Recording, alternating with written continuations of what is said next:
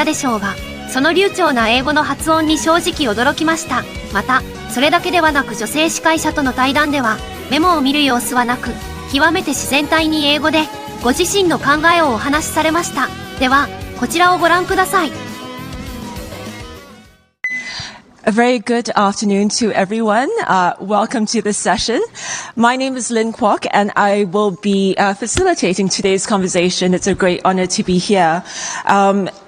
The title of today's session is Japan in the World, and we will be touching in this session on the interconnectedness between the Indo-Pacific and the Euro-Atlantic and the shared security challenges as well as opportunities. Now, Japan in recent years has been at the forefront of arguing that security in the Euro-Atlantic and Asia cannot be viewed independently of each other. And former Prime Minister Fumio Kishida he famously warned that developments in Europe carried implications for the Indo-Pacific, underscoring the growing strategic links between the two theaters. Japan is now navigating one of the most consequential security transitions of the post-war era. By next month, I understand defense spending is set to reach 2% of GDP, or at least later this year, it's set to reach 2% of GDP, 2 years ahead of schedule. And this is going to be the most significant expansion of Japan's military budget in decades. The government is also reviewing its core national security documents, comprising the National Security Strategy, the National Defense Strategy, as well as the Defense Build-Up Program, signaling that the transformation in Japan is not just fiscal, but also strategic. And of course, overseeing this entire transition is Minister Shinjiro Koizumi. Thank you. He took office in October last year, and he's been managing both the increase in defense spending as well as the reassessment of Japan's strategic framework. Minister, you arrived in Munich under very happy circumstances. There was a decisive national election victory last week. Your ruling coalition gained a super majority that provides, I believe, the political space to implement some of these reforms. Congratulations, Minister, and thank you very much for joining us. The floor is yours. Thank you.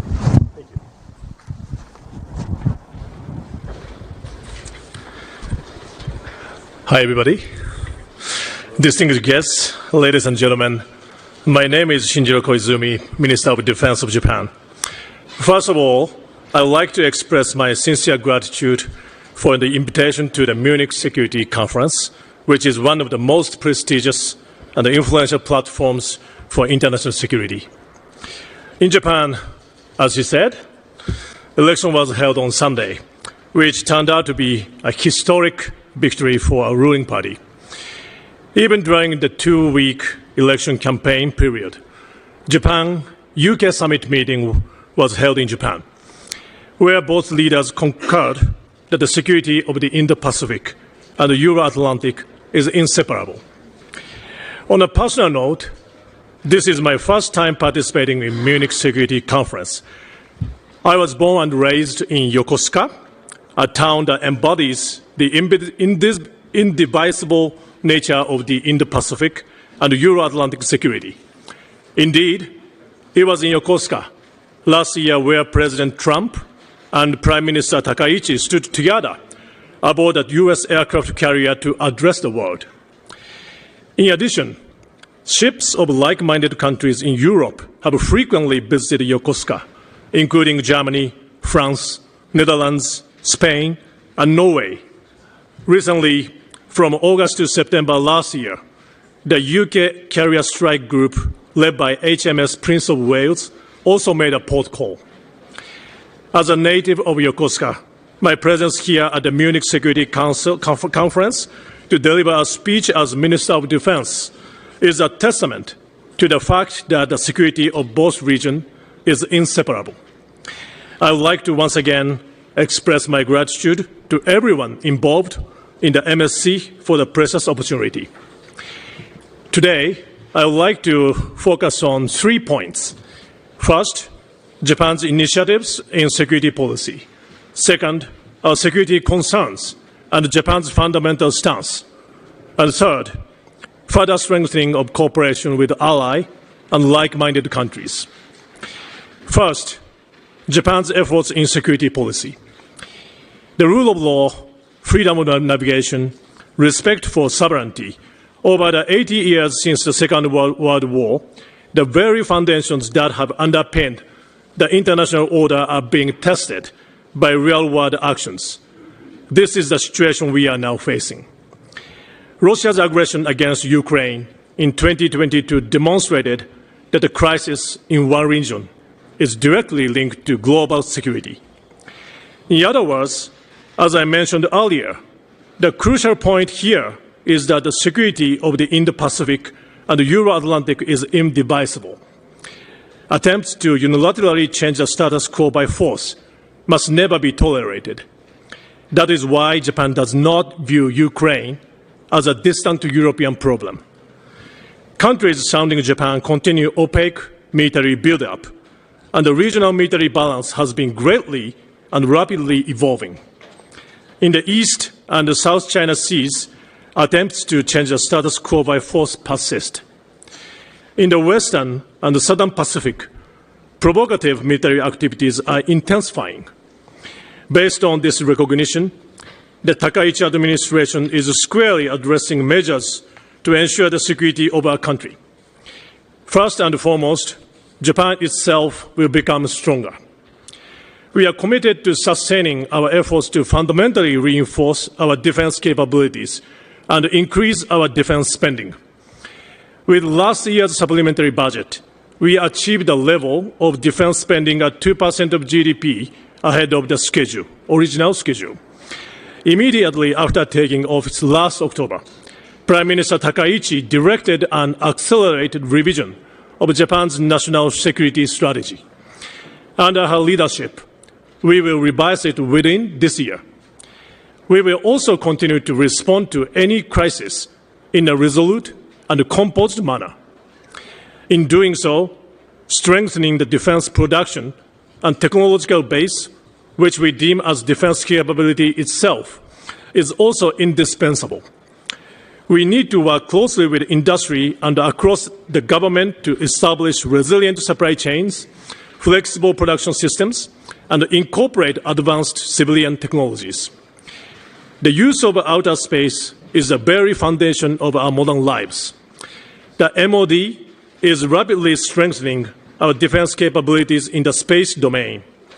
In fiscal year 2026, Japan will rename our Air Self-Defense Force to Japan Aerospace Self-Defense Force. Second, our security concerns and Japan's fundamental stance. Today, the Indo-Pacific region faces a crisis. One of them is the weaponization of everything. The weaponization of economy, technology, resources, information, and cyberspace. The boundary between peacetime and contingency, between military and non-military, between truth and fake news, these are no longer clearly visible. We are living in an era of uncertainty, where anything can happen. The intentions of aggressors can hardly be predicted by those of us living in democracy. Aggressors may also misjudge the strength of our resolve. Anything could happen tomorrow. I believe you share this sense of crisis. We must confront this reality head-on and ensure peace and stability in the region. Let me be clear. Japan keeps the door to dialogue open at all times, even when fundamental differences in stance exist. Indeed, precisely because of these differences, we maintain close communication and mutual exchanges. Together with like-minded partners, Japan will fulfill its responsibilities to maintain an international order free from aggression. Japan seeks to be a partner that contributes to the peace and the stability of the international community through security cooperation, one that spans the entire globe. Third, further strengthening of cooperation with our ally and like-minded countries. First, we will further strengthen the Japan-US alliance. Last month, I visited Washington, D.C. to hold a Japan-US Defense Ministerial meeting. The fourth meeting with Secretary Hegseth in the short period of time since my appointment.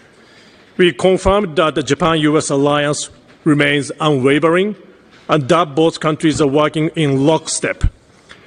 The Japan-US alliance has evolved to contribute to stabilizing the global security environment. For example, even at US AFRICOM here in Germany, a self-defense forces personnel is dispatched to facilitate coordination between the US forces and the Japan self-defense forces. Next, we will spread a multi-layered network of interconnectivity across the entire world, starting from the Indo-Pacific with the partners of the Indo-Pacific and all the like-minded nations, including our partners here in Europe as well. We will enhance connectivity and generate synergies not only in training and operations, but also across equipment and industrial bases.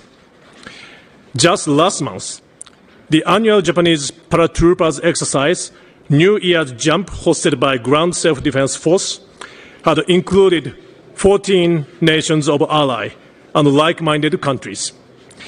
In addition to strengthening relations with ally and like-minded countries, Japan-NATO relationship is making steady progress as demonstrated by the deepening engagement of the IP4, Japan, ROK, Australia, and New Zealand, through invitations to NATO Defense Ministerial meeting.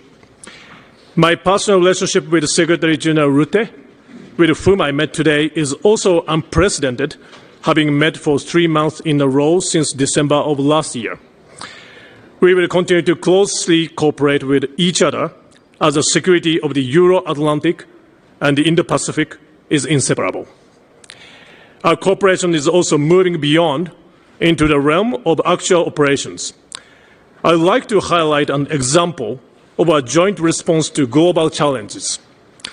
Last November, when pirates boarded a private tanker off the coast of Somalia, Japanese self-defense forces, Force P3C, rushed to the scene. Based on from the intelligence provided by the SDF, the maritime forces of the EU and others safely rescued the crew, and the hijacking attempt was thwarted. In terms of defense equipment cooperation, the next generation fighter is being developed through a partnership between Japan, UK, and Italy. This global combat air program is designed by its very nature with our ally and like-minded countries in mind. As the name global suggests, it reflects our commitment to future interoperability with partners across the globe, including here in Europe.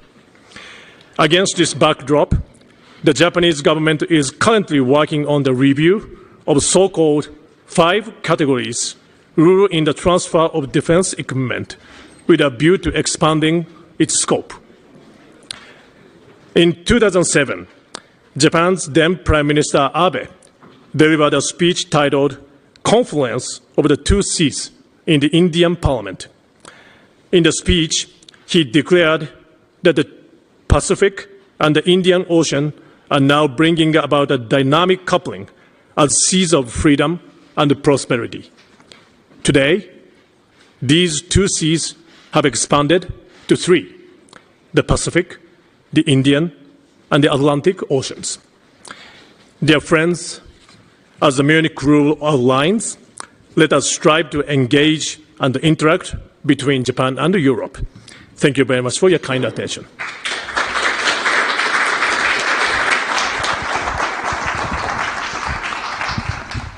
Thank you so much, Minister Koizumi. We don't have very much time, so let's jump straight into it. I don't believe I heard you mention China directly, yet China is central to the strategic landscape. tensions between Japan and China have been fraught, to say the least, in recent times. How might Japan seek to manage this relationship moving forward? Thank you very much. As far as I feel from the audiences, your question is very welcomed by the audiences. Actually, last year I met my Chinese counterpart, Minister Don Jun, in Malaysia when we had a meeting with ASEAN countries. It's called ADMM+. Even though we have differences and we have disagreements, Japan's stance is very clear. We are always open to the dialogue. So we are not going to shut down any channels, regardless of differences. So I would like to send this message to the Chinese side that we are always welcome to the dialogue. Fantastic. That's reassuring.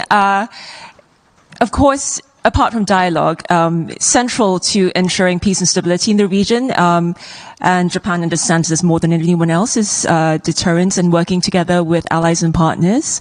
Let's turn now very quickly to the US-Japan alliance. Here in Europe, I think it's fair to say that there is some concern over US security commitment. The United States has questioned its commitment to Europe, not least in the last Munich Security Conference. It's also, in the interim, threatened to take Greenland. Is Japan worried about the credibility of the US-Japan alliance? I know you talked about meeting your counterpart in the United States, but there is a lot at stake for Japan. And is it, in its upcoming national defense security review, is it reviewing its position to factor in allies? And also, in particular, is it reviewing its position on nuclear policy? Thank you very much. Going back to your first point on the relationship between U.S. and its allies, including Japan and also European countries. I just had a meeting with Secretary General Rutte today. And I know yesterday there was a very important meeting between NATO defense ministers, including U.S. participant. I was very happy to hear that the atmosphere and the discussion was very positive between the American side and the European side, because from Japanese point of view, if there is a tension between the US and Europe and NATO, who is happy with this? We should think about this. So, as I keep saying that Japan-US alliance is unwavering, it's very strong. Our Prime Minister Takaichi going to visit Washington, D.C. next month. So, yeah, I think it's always important to keep closely communicate with not just between Japan and the U.S., but also with NATO. That's why we attended a NATO ministerial meeting under the IP4. And also, this is my presence here at Munich Security Conference is also a message to the European friends that Indo-Pacific and Euro-Atlantic is inseparable. For example, can I add one thing? For example, North Korean soldiers have been sent. More than 10,000 soldiers have been sent to Russia. Russia have sent, North Korean soldiers to Ukraine. Then they are learning new way of fighting with drones, AI, and cyberspace, and with all domains, with conventional weapons. Then getting back to North Korea, then we need to think about what they are using for and who they are using against. So that's why I said Ukraine is not a distant problem. So you've been exceedingly clear, crystal clear about how important both regions are to each other. And Yes. yet, in the recent U.S. national defense strategy, the United States says that it would be clear with its European allies that their efforts and resources are best focused on Europe. That's the U.S. view. What does Japan think of the division of labor between theaters, and does Europe play an important role in Asia? Yes, it's always important to strengthen by ourselves. That's why I send a message that Japan is going to strengthen our defense policy itself. So it's very natural for everybody, based on the new security environment around the world, which is very severe and serious. We need more spending. We need more investment, including defense industries. And so, co-production issue is one of the issues between Japan and the U.S. We could do something with Europe too. That's why I mentioned our project for the new fighter jet, GCAP, with Japan, Italy, and the UK. This is what we are now thinking about. And going back to your second point on the last questions on our new strategy, we need to find out a new Japanese way of confronting a new type of warfare with drones and cyberspace and also AI. It's not just a copy of what we are seeing from the Ukraine and Russian battlefield, because we are a maritime country. So we need to find by ourselves what's the best way for Japan to do. Yeah. Thank you. So, just on the final question, and I believe this is very close to your heart, the landslide victory in Japan. How was security policy communicated and presented to the Japanese public? And can one take away from this election a strong mandate for some of the defense changes that are ahead of Japan, or should we read it more as perhaps a mandate for your Prime Minister's economic policies? Because I understand that voters had at the top of their concern cost of living issues as well as other bread and butter economic issues. Yeah, of course, for the election, economic policies and social security policies are the top high priorities for the general public. But in this election in Japan, I kept talking about security policies. We need to strengthen, investment to the defense industry.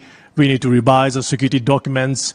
We need to improve the treatments to the self-defense force personnel, including their families. People welcomed. That's why this result of the election was very powerful, and it gave me a courage to push our security policy. But of course, we are living in a democracy. So with a powerful message from the public, but also we need to be very, very